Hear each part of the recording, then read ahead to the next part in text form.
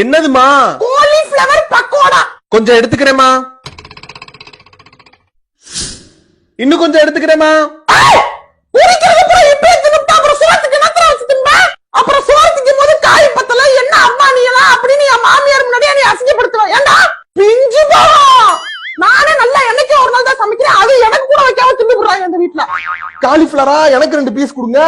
இந்த வந்துட்டாரு இந்த வீட்டோட பெரிய லங்கோட லபக்கு. வாங்க சார் வாங்க. என்ன காலிஃபிளவரா?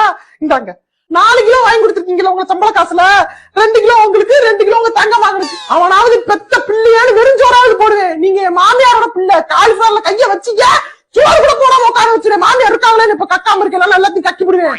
பேசாம கையை நல்லா நெஞ்சு ஏத்தி கட்டிட்டு அப்படி குத்த வச்சு உட்காருங்க. கிச்சன் பக்கத்துல வரக்கூடாதாமா. ஹலோ.